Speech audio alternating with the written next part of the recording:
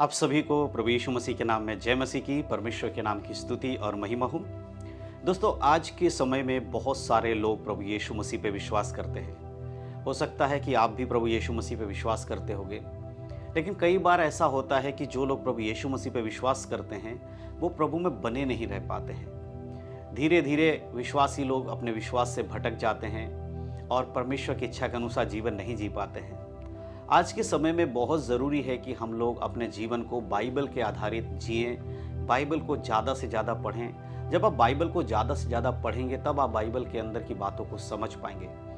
आज बहुत सारे मसीह लोग क्यों प्रभु यीशु मसीह को छोड़ देते हैं? चर्च में जाने के बाद धीरे धीरे क्यों वो प्रभु से दूर हो जाते हैं? उसका कई सारे कारण हैं, लेकिन एक जो मुख्य कारण है वो है कि वचन को ज़्यादा नहीं पढ़ने की वजह से, वचन को अपने अंदर ज़्यादा नहीं लाने की वजह से बहुत सारे मसीह भाई बहन लोग प्रभु से दूर हो जाते हैं। क्योंकि जब लोगों के जीवन में परीक्षाएं आती हैं, मुसीबतें आती हैं, दिक्कतें और जो दुख मुसीबतें आती हैं, उस समय वो स्थिर नहीं रह पाते। क्योंकि बाइबल में क्या लिखा है ये बहुत सारे लोगों को पता नहीं होता। इस वजह से बहुत सारे लोग प्रभु से दूर हो जाते हैं। आज हम कुछ वचनों को बाइबल से देखेंगे, एक विश्वासी के लिए कैसा जीवन जीना चाहिए और एक विश्वासी को किस पर भरोसा रखने की ज़रूरत है। जब आपके जीवन में कोई प्रॉब्लम आए, कोई मुसीबत आए, तब आपको क्या करना चाहिए। आज इन सारी बातों को हम वीडियो के माध्यम से समझेंगे। आज मैं वचनों से आपको कुछ बातें बताने वाला हूँ। बहुत ध्यानपूर्वक आज के इस वीडियो को देखिएगा, क्योंकि अगर आप प्रभु में बढ़ना चाहते हैं, आप चाहते हैं कि वचन की बातें आपको पता चले, वचन में क्या लिखा है वो जानना चाहते हैं, तो पूरी अपने हृदय को परमेश्वर के वचनों में लगाइए और आज के वचन को सुनिए। तो सबसे पहले आइए हम कुछ वचनों को पढ़ेंगे और देखेंगे प्रभु का वचन आज के दिन हमसे क्या बातें करते हैं। हम लोग पढ़ेंगे मत्ती रचित सुसमाचार और उसका हम पढ़ेंगे 7 अध्याय से कुछ बातों को। आप सब जानते हैं 7 अध्याय में बहुत सारी बातें हैं, उनमें से कुछ बातों को हम पढ़ेंगे। यहाँ पर जब मैं 7 अध्याय के 24 आयत से पढ़ता हूँ तो यहाँ पर शीर्षक लिखा गया है, घर बनाने वाले 2 मनुष्य, बुद्धिमान और मूर्ख। यहाँ प्रभु का वचन कह रहा है कि घर बनाने वाले 2 मनुष्य के विषय में बात की जाएगी और वो एक बुद्धिमान होगा और एक मूर्ख होगा। तो आइए हम वचनों को पढ़ेंगे। 24 में लिखा है, इसीलिए जो कोई मेरी बातें सुनकर उन्हें मानता है वह उस बुद्धिमान मनुष्य के समान ठहरेगा जिसने अपना घर चट्टान पे बनाया। यहाँ पर परमेश्वर का वचन कहता है, जो कोई प्रभु यीशु मसीह के वचन को सुनता है, जो कोई बाइबल के वचन को सुनता है।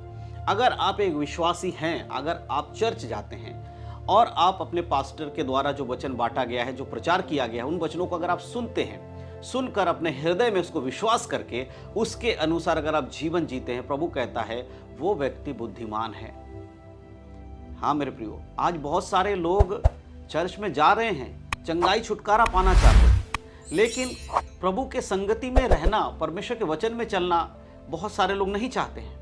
यही कारण है कि लोगों के जीवन में जब चंगाई आ जाती है, कोई बीमारी से चंगाई उन्हें मिलती है, उसके बाद धीरे धीरे वो प्रभु से दूर हो जाते हैं। लेकिन प्रभु यहाँ क्या कह रहे हैं, जो कोई मेरे बातें मानता है, सुनकर उसे मानता है, वह अपना घर चट्टान पे बनाता है। आपने देखा होगा, हम लोग जब घर बनाते हैं, लोग घर बनाते क्या करते हैं, नींव खोदते हैं, उसमें मोटे मोटे पत्थर या कंकड़ रोड़ी डालकर, सीमेंट डालकर उसको चट्टान के जैसा बनाते हैं ना। कोई भी अपना घर रेत के ऊपर नहीं बनाता, ठोस मिट्टी पे बनाता, जहाँ मिट्टी धंसती नहीं है, जहाँ पर मिट्टी कमज़ोर नहीं है। कोई दलदल पे अपना घर नहीं बनाता, रेत के ऊपर कोई अपना घर नहीं बनाता। उसी प्रकार से आज बहुत सारे मसीह हैं, उनमें से कुछ ऐसे हैं जिन्होंने अपना रेत पे घर बनाया हुआ है। वो चर्च जा रहे हैं, विश्वासी अपने आप को कहते हैं, प्रार्थना भी शायद कर रहे होंगे, लेकिन उनके जीवन में मुसीबतें आने के समय, जब मुसीबतें आती हैं, परीक्षाएं आती हैं, वो प्रभु से दूर हो जाते हैं, क्योंकि उनका घर चट्टान पे नहीं है। लेकिन क्या आपने अपना घर चट्टान पे बनाया है? आगे के वचन को जब हम पढ़ते 25 में लिखा है, और मेह बरसा और बाढ़ें आई और आंधियां चली और उस घर से टकराई, फिर भी वह नहीं गिरा क्योंकि उसकी नींव चट्टान पर डाली गई थी।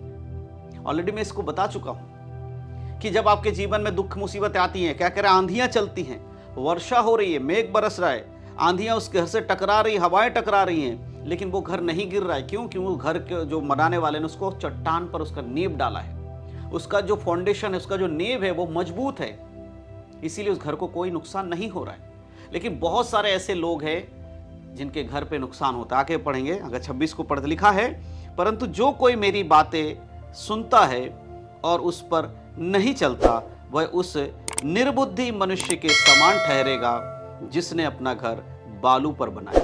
सबसे पहले परमेश्वर ने क्या कहा? जो मेरी बातें सुनता है, उसको मानता है, उस पर चलता है, वो बुद्धिमान मनुष्य ठहरेगा। यहां प्रभु कह रहा है जो कोई मेरी बातें सुनता है परंतु उस पर चलता नहीं है। सुनने तो जा रहे हैं चर्च में, पास्टर प्रचार कर रहे हैं, उसको सुन तो रहे हैं, लेकिन उन वचनों को अपने हृदय में ना रख के, उस पर ना चल के जो काम कर रहे हैं वो है निर्बुद्धि का। अगर आप सिर्फ वचन सुनने वाले हैं, उस पर चलने वाले नहीं है, प्रभु आपको निर्बुद्धि कहते हैं, निर्बुद्धि के समान है। इसका मतलब क्या है? हर व्यक्ति जो चर्च में जा रहा है उसका उद्धार नहीं होगा, है ना। चर्च में जाने वाला हर व्यक्ति स्वर्ग में नहीं जाने वाला। वचन के अनुसार जीवन जीना बहुत जरूरी है मेरे प्रियो। और आगे हम 27 में पढ़ते लिखा है, और मैं वर्षा और बाढ़ आई और आंधियां चली और उस घर से टकराई और वह गिरकर सत्यानाश हो गया। इन दोनों व्यक्तियों के जीवन में, एक मूर्ख व्यक्ति और एक बुद्धिमान व्यक्ति, दोनों के जीवन में एक जैसा ही काम हुआ है। दोनों ने अपना घर बनाया है, दोनों के जीवन में प्रॉब्लम्स आई हैं, लेकिन एक फर्क जो दोनों के अंदर है वो क्या है? एक व्यक्ति ने अपना घर चट्टान के ऊपर बनाया और एक व्यक्ति ने अपना घर रेत के ऊपर बनाया। बाकी दोनों के साथ सेम चीजें हैं। उन दोनों के घर पे बरसात हुई, आंधियां चली, आंधियां उससे टकराई, है ना, मेघ वर्षा सब कुछ हुआ, मुसीबतें आई, लेकिन एक घर जो है वो टिका रहा, दूसरा घर गिरकर सत्यानाश हो गया। आप भी ऐसा जीवन जी रहे? आप एक चर्च जाने वाले व्यक्ति हैं, आप प्रार्थना भी कर रहे होंगे, आप बाइबल भी पढ़ रहे होंगे, लेकिन अगर आप वचन को अपने हृदय में नहीं रखते हैं, उसके अनुसार जीवन नहीं जीते हैं, तो आपके साथ भी हो सकता है कि आपके जीवन में जब दुख मुसीबतें आए तो आप गिर जाएं। आप प्रार्थना कर रहे, प्रभु मेरे जीवन से मुसीबतें क्यों नहीं जा रही है? धीरे धीरे आपको लगता है प्रभु आपकी प्रार्थना नहीं सुन रहे और परमेश्वर से आप दूर हो जाते हैं। मेरे प्रियो, अपने घर को मजबूत बनाइए। सिर्फ एक नामधारी चर्च के मेंबर बन के मत रहिए, सिर्फ एक कलीसिया में जाने वाले विश्वासी बन के मत रहिए, परंतु वचनों को पढ़िए, वचनों के अनुसार जीवन जिए। अगर आप वचनों के अनुसार जीवन नहीं जिएंगे तो आपका सारा जो इस संसार में जो मेहनत आप कर रहे हैं स्वर्ग जाने के लिए बेकार हो जाएगा। सिर्फ चर्च चले जाने सब स्वर्ग में प्रवेश नहीं कर पाएंगे। प्रभु में बने रहना बहुत जरूरी है। आगे जब हम 28 आयत को पढ़ते लिखा है, जब यीशु ये बात कह चुका तो ऐसा हुआ कि भीड़ उसके उपदेश से चकित हुई, क्योंकि वह उनके शास्त्रियों के समान नहीं परंतु अधिकारी के समान उन्हें उपदेश देता था। यीशु मसीह की बातों को सुनकर कई बार लोग अचंभित हो जाते हैं, अरे ये वचन में क्या लिखा है, ये बाइबल में क्या लिखा है, ऐसा थोड़ी हो सकता है। मेरे प्रियो, प्रभु का वचन है ये। अगर इन वचनों के अनुसार आप चलेंगे तभी आप एक पवित्रता का जीवन जी पाएंगे। अपने जीवन को जांचिए, थोड़ी देर सोचिए, क्या वाकई में आप एक सच्चे मसीह हैं? क्या वाकई में आपका उद्धार हुआ है? क्या सच में आप एक विश्वासी हैं? सिर्फ विश्वासी कह लेने से विश्वासी नहीं होता मेरे प्रियो। आपको यीशु पर विश्वास करना होगा, आपके यीशु के वचन पर आपको विश्वास करना होगा। जब आपके जीवन में कोई मुसीबतें आए, कोई परेशानी आए, तब आपको यीशु के पास आना होगा। आपको प्रभु से प्रार्थना करनी होगी, परमेश्वर से प्रार्थना करनी होगी। प्रभु से कहना होगा कि परमेश्वर, मेरा विश्वास आपके ऊपर है और मैं चाहता हूं परमेश्वर कि आप मुझे मजबूत करें। ऐसे परिस्थिति में जब आप सारे संपूर्ण मन से प्रभु पर विश्वास करेंगे, यहोवा पर विश्वास करेंगे, उसके वचन के अनुसार चलेंगे, इसका मतलब कि आपने अपना घर है एक चट्टान पे बनाया है। ये कोई मनुष्य आपको बताने नहीं आएगा मेरे प्रियो। आज आपको वचन से खुद परखना होगा।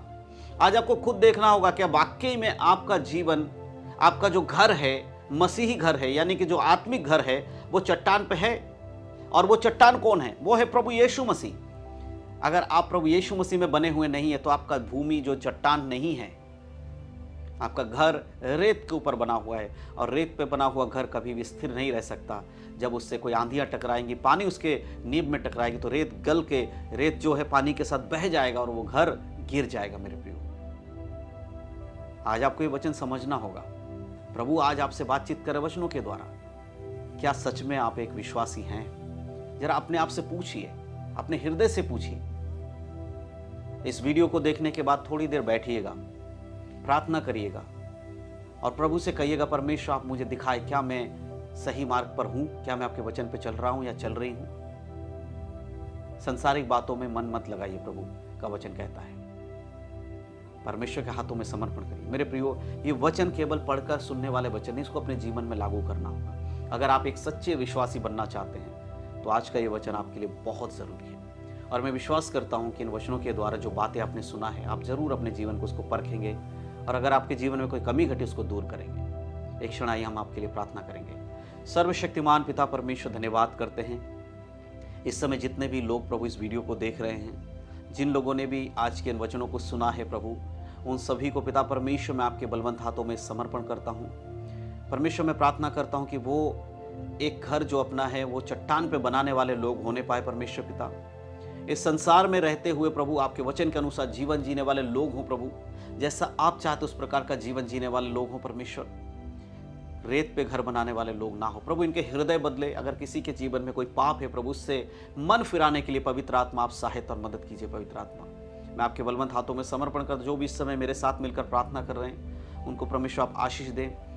पवित्र आत्मा उन्हें आत्मिक रूप से बढ़ाएं, आपके वचनों के अनुसार चलने के लिए उन सबकी सहायता और मदद करें। धन्यवाद करते हैं पिता परमेश्वर, आपने मेरी प्रार्थना को सुना।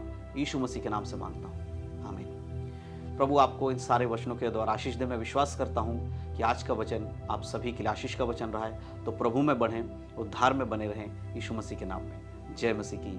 God bless you.